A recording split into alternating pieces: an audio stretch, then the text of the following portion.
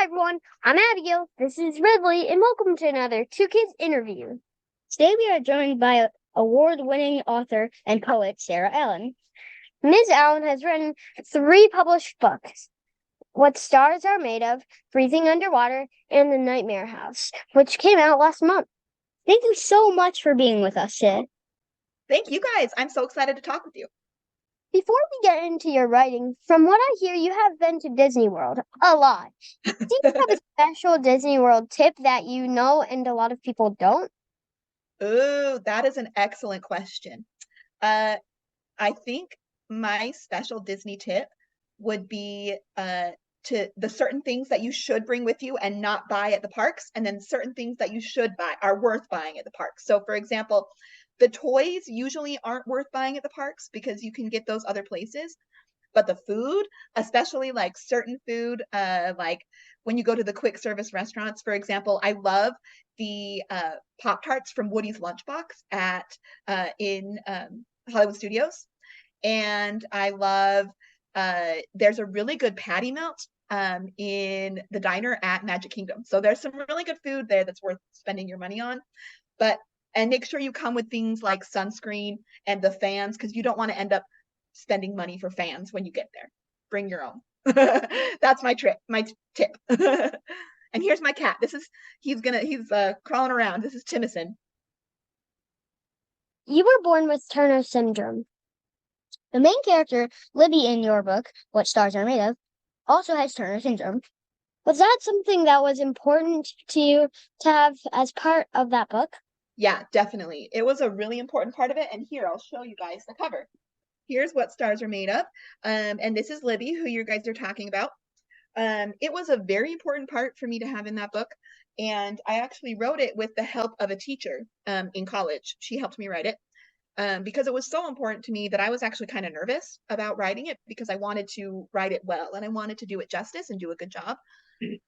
So when I took this class in college, the professor was really great. And so I thought, well, if there's a chance for me to try and write this story, it's with her help. So that's how I started writing that book.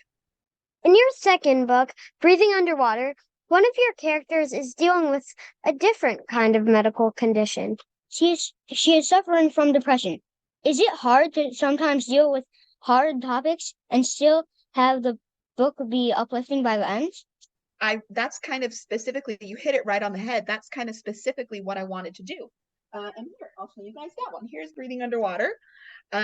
This is Olivia, who's the main character, and this is her big sister Ruth, who, like you said, has depression. And I wrote that book also. I started it also in college, and I was not myself dealing with depression. I fortunately that's not something that I personally struggle with. I sometimes I can do anxiety pretty good, but fortunately the wiring in my brain isn't geared towards depression. But all of my best friends and a lot of my family members were really seriously struggling with that, and my struggle was knowing how to help them and how to support them, and I wanted to solve their problems for them. But of course, we can't always do that. And so I wrote this book. And like you said, it deals with really hard things, but I wanted it to be uplifting and hopeful at the end. And so that's kind of that was my approach to dealing with this difficult circumstance of really wanting to help and support my friends going through their struggles. Um, and so this was kind of my love letter to that whole experience and the reminder to myself and to them that there always was hope, that there was always light, even if it was hard to see sometimes. I know I feel a lot of anxiety with the horror genre. The third book, which came out last month, and Penny, has a lot of anxiety. Do you think you will continue to make sure each of your books deals with an issue that some kids face? Very good question. And here is Nightmare House that just came out. And you're absolutely right. This is Penny. You can tell it's kind of a different kind of book. The art is a little different. But yes, you're absolutely right. A lot of my books do deal with kind of unique and different challenges that many people, kids and adults face in real life. Um, that is something that I take really seriously, putting that in my books, and it is definitely something that I plan to put in all my future books as well. Um, I disability representation, representing disability in books, whether it's Turner syndrome or mental health and depression, or anxiety. Um, I think it's really important that we represent that in stories, and not just in stories about dealing with those issues seriously, but in just in stories in general. The book that I just finished working on and just turned it into my editor a couple weeks ago, actually. So this is the next book that's going to come out. I can't say much about it yet, but it also deals with this disability representation. The main character is colorblind and has asthma and has his own grief and mental health challenges as well. But this story, it is about those things, but it also is about fighting monsters. So I think it's really important to have kids of all kinds dealing with all sorts of different levels of ability and disability represented in every story that I write. I definitely plan to do that. Could you tell us the title of that book? This is an exclusive. It's going to be called Monster Tree, and it's not a sequel to this. It's not, it's not a sequel to the Nightmare House, but it's its own story. But it's another kind of spooky book like the Nightmare House. Nice. What is your process when putting a book together? Do you decide the end before the middle, or do you put it together in order? Oh, very good question. I definitely go in order, and I'm going to show you guys. So I know a lot of writers who don't go in order, and so there's not one wrong or right way to do it. But the way I do it is I make myself an outline of all the things that are going to happen, kind of a bullet point list, and then I actually like to write by hand. So the Monster Tree, the book I was just working on, this is the first draft of that. I like to write by hand. In fact, you talked about Disney. I wrote the end of this book. I brought this notebook to Epcot, and I wrote it while I was waiting in lines at Epcot, which was really fun. But the way my brain works, it does the story best when I start from the beginning and work my way through. But I also need an outline to kind of know where I'm going. Can you tell us about a time when you were doing something and you noticed someone or something and thought, I need to put that in a book? Ooh, that is a really, really good question. Let me think. I remember when I was writing What Stars Are Made Of, I love to research famous people, or not people who should be famous from history. So for example, in What Stars Are Made Of, Libby has a connection, and she really admires this scientist, this real life scientist named Cecilia Payne, who discovered what stars are made of. And I remember researching her and discovering about her and thinking, oh, I need to put her in a book. And so I was so happy when I was able to put her in What Stars Are Made Of. And so that's kind of a big example of that. But I do feel like that happens all the time, where as I'm writing, depending on the day, just the little details of the things that I put in the story are pulled from my experiences of the day. So that's a really good question. Rejection is a part of most writers' stories. Can you tell us about that part of your journey? Oh man, yes, I can definitely tell you about rejection. I have known that I wanted to be a writer and publish books since I was about your guys' age. I've always wanted to be a writer, and I started writing seriously in college, and I wrote my first book, which was a terrible, terrible, terrible book about a character who I still loved named George, who was a zookeeper. And I sent it out to, so the way that a book gets published, if you write a book and you want to get it published, the first thing you have to do is get a literary agent. And then you don't send your book to publishers. The literary agent sends your book to publishers for you. It's kind of like an actor having a talent agent that gets you auditions. It's the same thing, except your agent finds you publishers. And it's their job to know all of the different people at the publishers and what they're looking for and what the best place for your type of story is going to be. So you really need an agent to figure all that out and help you figure that out. So that's the first step. So I knew that I needed to get an agent. So I wrote this book, And I sent out a letter to agents asking them, you know, if they wanted to read my book and be my agent. And I got so many rejections. And that was just for the first book. I wrote a second book and a third book, and I sent it out to agents. It took me about 7 years and 4 books before I heard back from an agent saying yes, that they wanted to be my agent. And so it took about 7 years and hundreds of rejections, hundreds of people saying, no, we don't want this. But finally, I wrote What Stars Are Made Of, and that book got me my agent. And then she sent it to the publishers. And even then, you know, that was a lot of rejection, but even now, rejection doesn't stop. So even after I had gotten my agent, she sent it out to the people at the publishers, and they then rejected us, and they said, no, we don't want to publish this book. And she had to send it to more and more people until we found someone to say, yes, we want to publish this book. And it's the same thing happening now. You know, I've had a few books published, but I'm working on some other things besides, you know, I write these middle grade novels that have a wonderful, wonderful publisher. But now me and my agent I sent her a picture book, and she's sending the picture book out to publishers. And so we're still getting rejections from that. And hopefully we'll get a not rejection soon. But yeah, so rejection's definitely part of it. But here's the thing about rejection is that it actually doesn't mean anything bad about you or about your writing. That doesn't mean it's easy. It's still really hard to get a rejection, and of course we wish that we didn't have to. But every author, every single one of your favorite books that you can think of, all got rejections. And it doesn't mean that they're bad books. It just means that it was not the right time and not the right person. So it's okay, you know, to be sad about it for a minute. But then what I do is I have my bowl of ice cream, and then the next day I send it out to more people. Because, you know, even if it wasn't for the person who rejected it, maybe it will be a yes from the next person.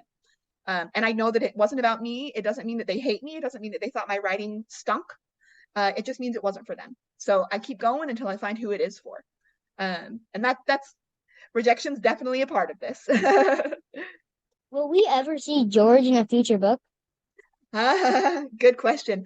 You know, definitely not that book. That book was kind of a mess, but I love the character so much that I one day would love to bring George back into a book. So we'll see. I think the answer is a pretty certain yes, if I can manage it. We have interviewed a number of authors who have had books banned. This means in some parts of the country, kids don't have the same access to books that we have and may not be able to see people like themselves represented in books. Can you give us your thoughts on this? That is an excellent question and a super, super important thing. I'm coming to you from Florida, where that has been a really, really big issue. People actually asked me about that when they heard I was moving to Florida, and I was like, oh, I am so excited to put my boxing mitts on and fight these book bans. Fortunately, that isn't something that I have personally had to deal with. But I think book banning is really, really serious. I think, of course, you know, every parent has the opportunity to choose what they want their kids to read, but nobody has the right to choose what other people's children get to read. Everybody gets to make that choice for themselves. And so I think book banning is really serious, and I think it's really, really important for every child. And this is why I write the characters that I do. It's so important for every child to see themselves represented in a book, whether it's someone who's like me or not, right? That's why I wanted to write What Stars Are Made Of, for girls like me to see themselves, and other people who aren't like me also deserve that opportunity. So I hope that it's something that this kind of attitude about book bans. I'm a naturally optimistic person, and so I'm hopeful that the kind of heated fervor we've seen about this will hopefully cool down, and we'll start seeing some rational discussion instead of some irrational fears about this topic. Hopefully we'll get to that point in the not too distant future. Basically, mirrors and windows. Mirrors, you can see yourself. Windows, you can see others. Absolutely, yes. And I've seen that firsthand with my books. I've had people reach out to me who have Turner syndrome and say, I've never read a book about a character like me before, or someone who has a sibling with depression and say, this is exactly my experience. And it's such an honor as a writer to have those moments where you are providing exactly that, those mirrors and windows for people. And that's kind of the crux of why I like to write and why I do what I do. That's a very, very good point. What writers have had the most influence on your work? Oh, that is a really good question. So some of the first that come to mind, the two writers, okay, I can think of four that I was obsessed with as a kid. So the first, I loved Beverly Cleary. She wrote the Ramona books, and so they're a little bit older, but I hope that people are still reading them because they're fantastic. And I related to Ramona a lot. And I feel like my first two books kind of come from that vein of the real life kind of slice of life, contemporary, trying to figure it out what it is to be a 12-year-old girl. I loved those books. I also loved Roald Dahl. I loved The Witches. I think I read The Witches a dozen times at least. I love that book. And I think that's kind of where The Nightmare House comes from. I love kind of that weirdness, that spooky vibes. My parents read the Chronicles of Narnia to us when I was growing up, and I absolutely love C.S. Lewis. He's been a huge impact on a huge influence on me. And in fact, the Nightmare House is actually dedicated to C.S. Lewis because specifically the Screwtape Letters, which was had a huge influence on me. And also Shel Silverstein, the poet. I absolutely loved Shel Silverstein growing up, and I think it's why I have always really loved poetry. You'll see the Nightmare House has some poetry in it. It's told half in regular chapters and half in poems. And they're not, these in this particular book, they're kind of spooky poems, not the silly poems like Shel Silverstein. Just one more who's kind of writing more modern. I absolutely love Gary Schmidt, who wrote The Wednesday Wars and Okay for Now. He's kind of a current author who I really, really admire, and his work has been a big influence on mine as well. What advice do you have for young kids who want to write? Oh, that is a really, really good question. So that kind of is two parts. My first piece of advice is to read. And I actually think that's the most important thing. And probably if you've asked other writers that question, they probably say that too. Because I think that's the most important thing I did, is that I read and read and read when I was a kid. And so I was familiar with books and familiar with writing. That was the most important thing. And my second piece of advice is to get a feeling in yourself of being unstoppable, basically. That because you're going to face a lot of rejection and you're going to face a lot of opinions, but be prepared to fight that, and not in a angry or negative way, but in an excited way, that if there's challenges, that you can overcome them. And if you have people's opinions about the kinds of stories that you should write, or what you should and shouldn't write, or their opinions about that, that you can thank them graciously, but still know for yourself the kinds of things you want to write, and go for that, because nobody can write the stories that you can tell. Those are the stories that you feel in your heart that you want to write. Nobody else can write those, and we need those stories. So don't let anything stop you. Other people's opinions, rejection, just keep going with those stories. And it might take some time. It took me 7 years to get an agent and another few years to get a book published. So almost 10 years total. So it does take some time. So be ready to have patience, and also be ready to have humility, because there's going to be a lot to learn. And I still feel like I learn from people all the time, writers who with a lot of experience, who have really wonderful things to teach me. But the more I get into this, it's that feeling of unstoppability of, yes, I'm going to learn everything I can and be humble and gracious. But I'm going to move forward and charge ahead with the stories I want to tell. So those are my two pieces of advice. That's big advice. Smaller tip, something you do when you are writing that maybe a lot of people don't. Oh, smaller tip. Let's see. Actually, my smaller tip is to write by hand. I actually really like writing by hand. And it kind of actually helps take the pressure away, that I'm not sitting down and doing really serious typing writing. I'm just kind of scribbling some ideas and scribbling notes in my notebook. And I like that I can take it around with me to other places as well. So that's my smaller advice. We are already excited about your next book, but now that's pretty much done. What project is next? Very good question. I'm actually still trying to figure that out myself. I turned in this next book, and so now that's kind of off my plate.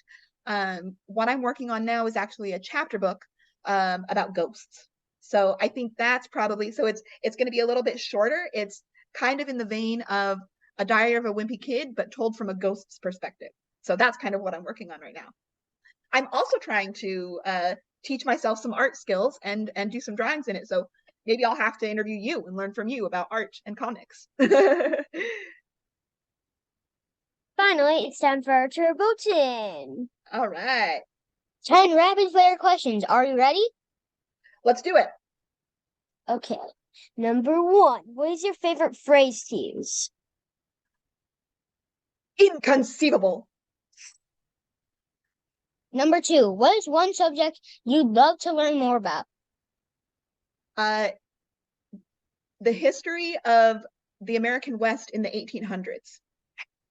Number 3. What is your go-to snack food? Peanut butter, bananas, and Fresca. Number 4. What was your favorite book growing up? Socks by Beverly Cleary and The Witches by Roald Dahl. Number 5. If you could teleport somewhere right now, where do you go? London. I would go see a play in London. Number 6. If you could have one superpower, what would it be? I would love to talk to animals. I have my cat sitting here right now, and I would love to be able to know what he's thinking. Number 7. What was your favorite cartoon as a kid? Ooh, I am a huge cartoon fan. I loved Courage the Cowardly Dog, and I loved Scooby-Doo. I guess there's a dog theme there. Number 8. What is your favorite rainy day activity? Reading and watching television shows. Number 9. If you could have any 3 dinner guests, who would they be? Ooh, I would want to invite C.S. Lewis and Emma Thompson and Mary Oliver. She's a poet. Number 10. What is the best piece of advice you were ever given? Ooh. I actually really like the advice from the new Cinderella movie of have courage and be kind. I think with those two things, you can pretty much make your way through life and do anything that you want to do. You were awesome. Thank you so much for doing that. And thank you so much for spending this time with us. We can't wait to read your future books. Thank you guys so much. You guys are awesomer. I had such a blast. You guys are great.